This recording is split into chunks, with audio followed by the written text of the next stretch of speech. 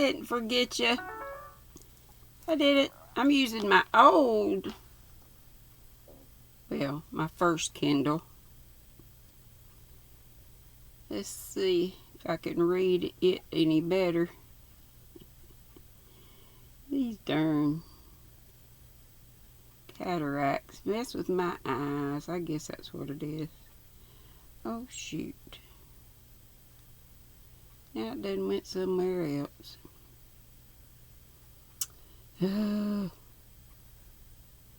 Where was I?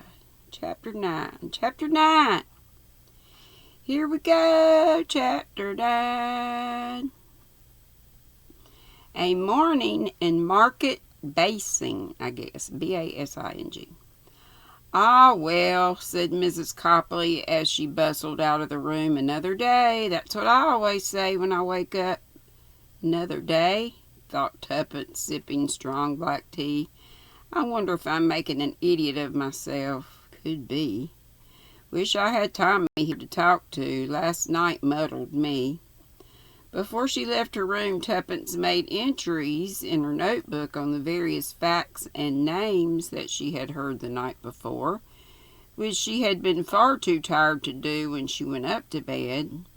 Melodramatic stories of the past, containing perhaps grains of truth here and there, but mostly hearsay, malice, gossip, romantic imagination.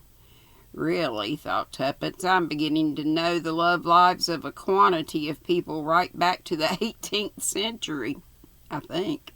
But what does it all amount to? And what am I looking for? I don't even know any longer. The awful thing is that I've got involved and I can't leave off. Having a shrewd suspicion that the first thing she might be getting involved with was Miss Bly, whom Tuppence recognized as the overall menace of Sutton Chancellor, she circumvented all kind offers of help by driving off to Market Basing post-haste, only pausing when the car was accosted by Miss Bly with shrill cries to explain to that lady that she had an urgent appointment. When would she be back? Tuppence was vague. Would she care to lunch? Very kind of Miss Bly, but Tuppence was afraid. Tea, then. 4:30, I'll expect you. It was almost a royal command. Tuppence smiled, nodded, let in the clutch, and drove on. Possibly, Tuppence thought, if she got anything interesting out of the house agents in Market Basing, Nellie Bly might provide additional useful information. She was the kind of woman who prided herself on knowing all about everyone. The snag was that she would be determined to know all about Tuppence. Possibly by this afternoon, Tuppence would have recovered sufficiently to be once more her own inventive self. Remember Mrs. Blenkinsop, said Tuppence, edging round a sharp corner and squeezing into a hedge to avoid being annihilated by a frolicsome tractor of immense bulk. Arrived in Market Basing, she put the car in a parking lot in the main square and went into the post office and entered a vacant telephone box. The voice of Albert answered, using his usual response, a single hello, uttered in a suspicious voice. Listen, Albert, I'll be home tomorrow in time for dinner anyway, perhaps earlier. Mr. Beersford will be back too, unless he rings up. Get us something. Chicken, I think. Right, madam. Where are you? But Tuppence had rung off. The life of Market Basing seemed centered in its important main square. Tuppence had consulted a classified directory before leaving the post office, and 3 out of the 4 house and estate agents were situated in the square, the 4th in something called George Street. Tuppence scribbled down the names and went out to look for them. Never fails. Every time I start reading, I know it starts giving me trouble. I'm in this room all day long and don't have trouble. Strange. scribbled down the names, went out to look for them. She started with Messenger, is it MESSRS, Love Body and Slicker, which appeared to be the most imposing. A girl with spots received her, I guess freckles. I want to make some inquiries about a house. The girl received this news without interest.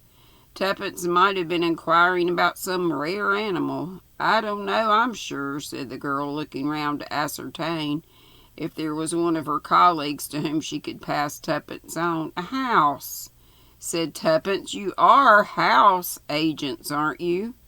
House agents and auctioneers. The Cranberry Court auctions on Wednesday, if that's what you're interested in. Catalogs, 2 shillings. I'm not interested in auctions. I want to ask about a house. Furnished? Unfurnished. To buy or rent. Spots brightened up a little. Color spots. Tuppence was all for seeing... Oh, wait a minute. She said, I think you'd better see Mr. Slicker. Tuppence was all for seeing Mr. Slicker and was presently seated in a small office opposite a tweed-suited young man in horsey checks who began turning over a large number of particulars of desirable residences, murmuring comments to himself. 8 Mandeville Road, architect built, 3-bed, American kitchen. Oh no, that's gone. Amabel Lodge, picturesque residence, 4 acres, reduced price for quick sale. Tuppence interrupted him forcefully. I've seen a house I like the look of in Sutton Chancellor, or rather near Sutton Chancellor, by a canal. Sutton Chancellor, Mr. Slicker looked doubtful. I don't think we have any property there on our books at present. What name? It doesn't seem to have any written up. Possibly Waterside, Rivermead, once called Bridge House. I gather, said Tuppence, the house is in 2 parts. One half is let, but the tenant there could not tell me anything about the other half, which fronts on the canal and which is the one in which I'm interested. It appears to be unoccupied. Mr. Slicker said distantly that he was afraid he couldn't help her, but condescended to supply the information that perhaps Blodgett and Burgess might do so. By the tone in his voice, the clerk seemed to imply this Blodgett and Burgess were a very inferior firm. Tuppence transferred herself to Blodgett and Burgess, who were on the opposite side of the square, and whose premises closely resembled those of Love Body and Slicker. The same kind of sale bills and forthcoming auctions in their rather grimy windows. Their front door had recently been repainted a rather bilious shade of green, if that was accounted to be a merit. The reception arrangements were equally discouraging, and Tuppence was given over to a Mr. Sprigg, an elderly man of apparently despondent disposition. Once more Tuppence retailed her wants and requirements. Mr. Sprigg admitted to being aware of the existence of the resident in question, but was not helpful, or as far as it seemed, much interested. It's not in the market, I'm afraid. The owner doesn't want to sell. Who is the owner? Really, I doubt if I know. It's changed hands rather frequently. There was a rumor at one moment of a compulsory purchase order. What did any local government want it for? Really, Mrs. He glanced down at Tuppence's name jotted down on his blotter. Mrs. Beresford, if you could tell me the answer to that question, you would be wiser than most victims are these days. The ways of local councils and planning societies are always shrouded in mystery. The rear portion of the house had a few necessary repairs done to it and was let at an exceeding low rent to Mr. and Mrs. Perry. As to the actual owners of the property, the gentleman in question lives abroad, and seems to have lost interest in the place. I imagine there was some question of a minor inheriting, and it was administered by executors. Some small legal difficulties arose. The law tends to be expensive, Mrs. Beersford. I fancy the owner is quite content for the house to fall down. No repairs are done except to the portion the Perrys inhabit. The actual land, of course, might always prove valuable in the future. The repair of derelict houses is seldom profitable. If you're interested in a property of that kind, I'm sure we could offer you something far more worth your while. What, if I may ask, is there which especially appealed to you in this property? I like the look of it, said Tuppence. It's a very pretty house. I saw it first from the train. Oh, I see. Mr. Sprigg masked as best he could an expression of the foolishness of women is incredible, and said soothingly, I should really forget all about that if I were you. I suppose you could write and ask the owners if they would be prepared to sell, or if you would give me their or his address. We will get into communication with the owner's solicitors if you insist, but I can't hold out much hope. I suppose one always has to go through solicitors for everything nowadays. Tuppence sounded both foolish and fretful. And lawyers are always so slow over everything. Ah, yes, the law is prolific of delays. And so are banks, just as bad. Banks, Mr. Sprigg sounded a little startled. So many people give you a bank as an address. That's tiresome, too. Yes, as you say, but people are so restless these days, and move about so much, living abroad and all that. He opened a desk drawer. Now I have a property here, Crossgates, 2 miles from Market Basing, very good condition, nice garden. Tuppence rose to her feet. No, thank you. She bade Mr. Sprigg a firm goodbye and went out into the square. She paid a brief visit to the third establishment, which seemed to be mainly preoccupied with sales of cattle, chicken farms, and general farms in a derelict condition. She paid a final visit to Roberts and Wiley in George Street, which seemed to be a small but pushing business, anxious to oblige but generally uninterested, and ignorant of Sutton Chancellor, and anxious to sell residences as yet only half built at what seemed ridiculously exorbitant sums. An illustration of one made Tuppence shudder. The eager young man, seen as possible client, firm in departure, admitted unwillingly that such a place as Sutton Chancellor did exist. Sutton Chancellor, you mentioned. Better try Blotter and Burgess in the square. They handle some property thereabouts, but it's all in very poor condition, run down. There's a pretty house near there by a canal bridge. I saw it from the train. Why does nobody want to live there? Oh, I know the place. That's Riverbank. You wouldn't get anyone to live in it. Got a reputation as haunted. You mean ghost? So they say. Lots of tales about it. Noises at night and groans. If you ask me, it's Death Watch Beetle. Oh dear, said Tuppence. It looked to me so nice and isolated. Much too isolated. Most people would say floods in winter. Think of that. I see there's a lot to think about, said Tuppence bitterly. She murmured to herself as she sent her steps towards the Lamb and Flag, at which she proposed to fortify herself with lunch. A lot to think about. Floods, Death Watch Beetle, ghosts, clanking chains, absentee owners and landlords, solicitors, banks, a house that nobody wants or loves except perhaps me. Oh, well, what I want now is food. The food at the Lamb and Flag was good and plentiful, hearty food for farmers rather than phony French menus for tourists passing through, thick, savory soup, leg of pork and applesauce, Stilton cheese, or plums and custard if you preferred it, which tuppence didn't. Sounded good to me. After a desultory stroll round, tuppence retrieved her car and started back to Sutton Chancellor, unable to feel that her morning had been fruitful.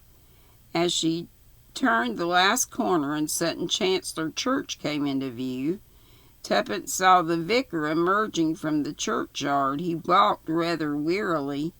Tuppence drew up by him. "Are you still looking for that grave?" she asked.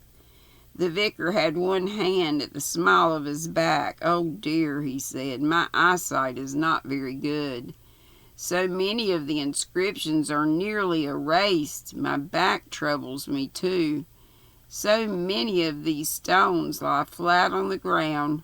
Really, when I bend over sometimes I fear I shall never get back up."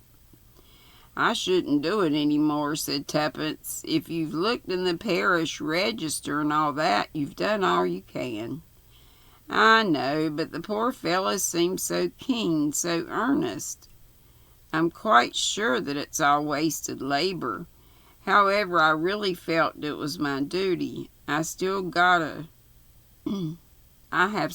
a short stretch I haven't done, over there from beyond the yew tree to the far wall, although most of the stones are 18th century. But I should like to feel I had finished my task properly, then I could not reproach myself. However, I shall leave it till tomorrow." "Quite right," said tuppence. "You mustn't do too much in one day. I tell you what," she added, "after I've had a cup of tea with Miss Bly, I'll go and have a look myself. From the yew tree to the wall, do you say?" "Oh, but I couldn't possibly ask you." "That's all right. I should quite like to do it. I think it's very interesting, prowling round in a churchyard. You know, the older inscriptions give you a sort of picture of the people who lived here and all that sort of thing. I shall quite enjoy it. I shall, really. Do go back home and rest."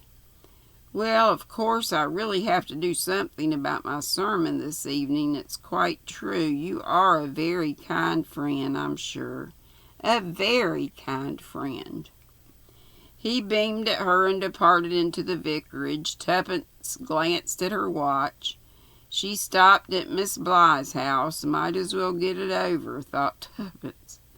The front door was open and Miss Bly was just carrying a plate of fresh baked scones across the hall into the sitting room. "Oh, so there you are, dear Mrs. Beresford. I'm so pleased to see you. Tea's quite ready.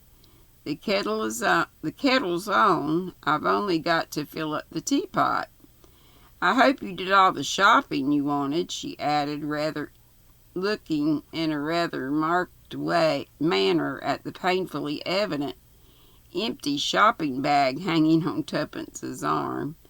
"Well, I didn't have much luck, really," said tuppence, putting as good a face on it as she could. "You know how it is sometimes.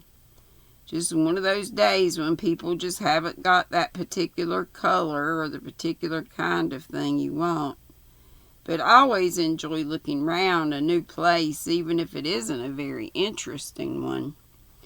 A whistling kettle let forth a strident shriek for attention, and Miss Bly shot back into the kitchen to attend it. Scattering a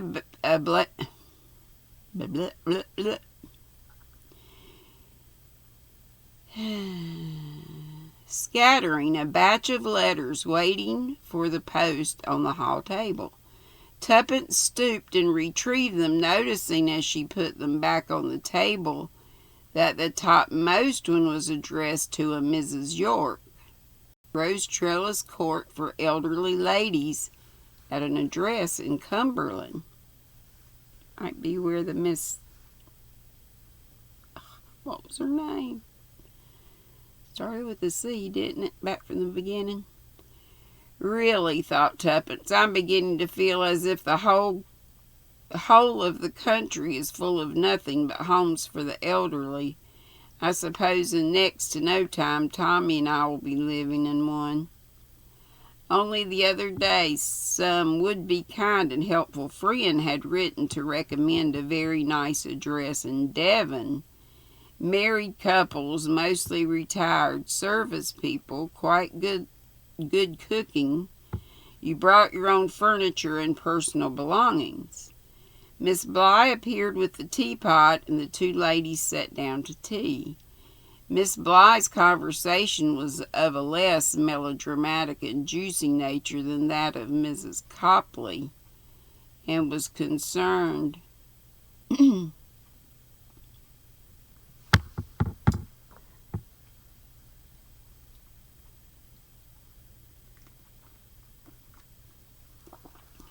of this cup that OVW made for me. GrannyDee, that purling squirrel.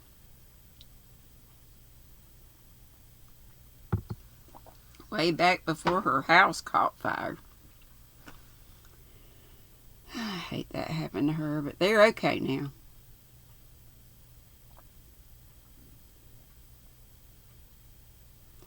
Tuppence murmured vaguely of past years of service abroad, the domestic difficulties of life in England, gave details of a married son and a married daughter, both with children, and gently steered the conversation to the activities of Miss Bly and Sutton Chancellor, which were numerous: the Women's Institute, Guides, Scouts, the Conservative Ladies' Union, lectures, Greek art, jam making, flower arrangement, the sketching club, the arts of archaeology, the vicar's health, the necessity of making him to take care of himself, his absent-mindedness, unfortunate differences of opinion between churchwardens. Tuppence praised the scones, thanked her hostess for her hospitality, and rose to go.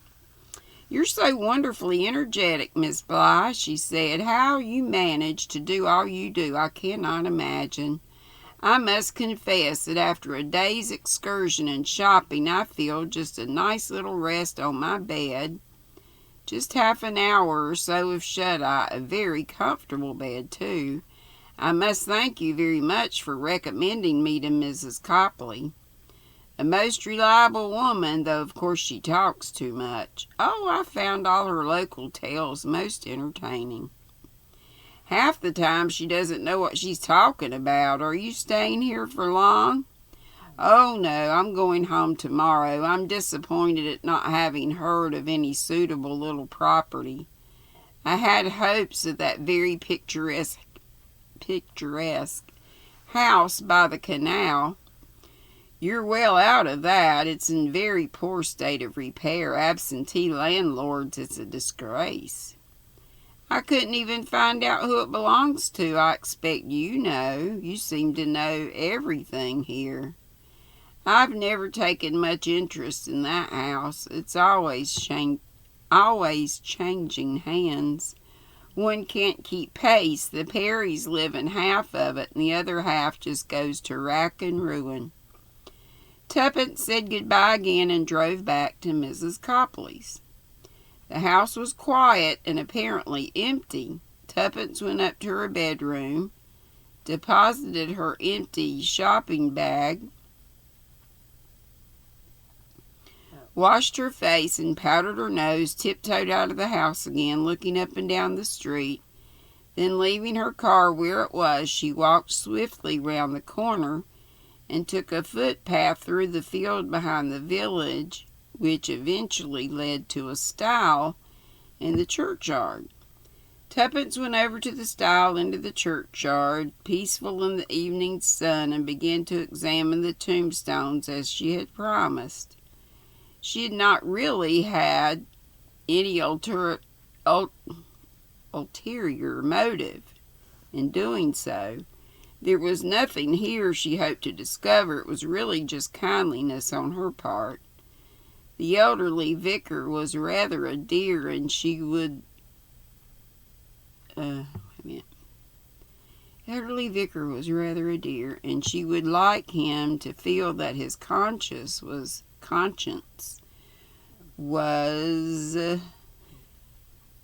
entirely satisfied. She had brought a notebook and pencil with her in case there was anything of interest to note down for him. She presumed she was merely to look for a gravestone that might have been put up commemorating the death of some child of the required age. Most of the graves here were of an older date. They were not very interesting,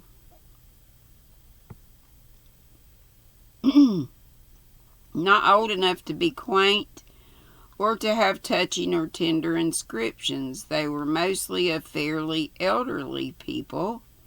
Yet she lingered a little as she went along, making mental pictures in her mind. Jane Elwood departed in this life January the 6th, aged 45. William Marl departed this life January the 5th, deeply regretted.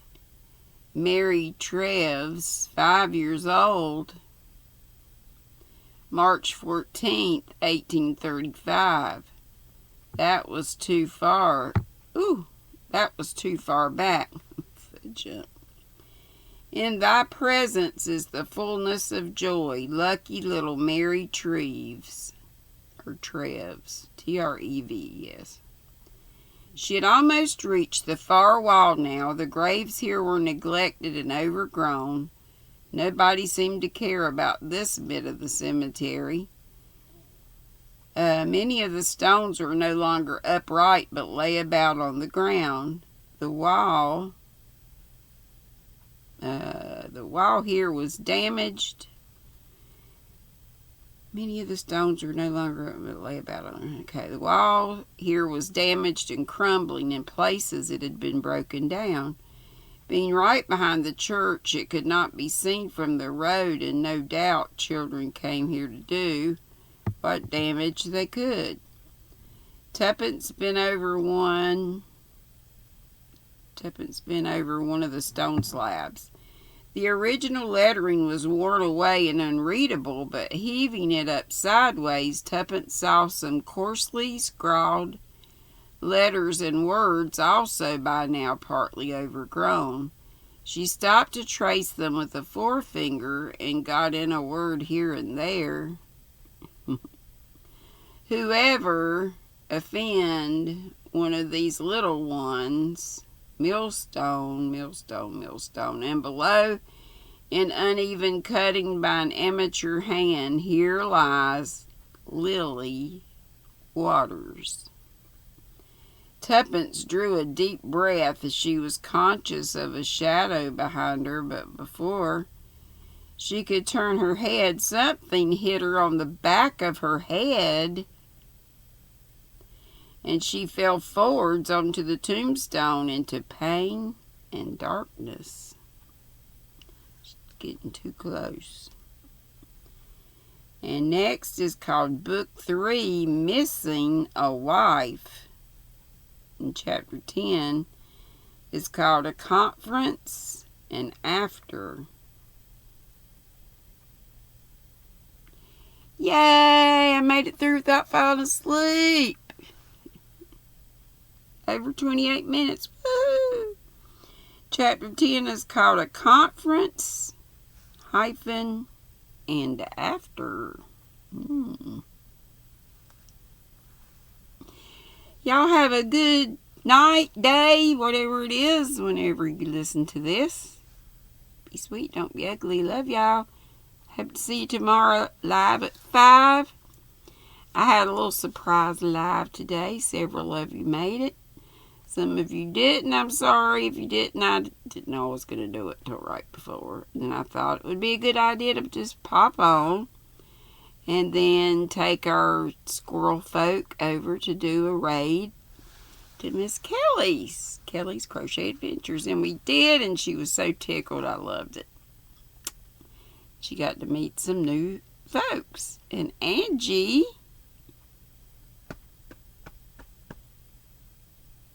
little fairy treasures. My fairy treasures.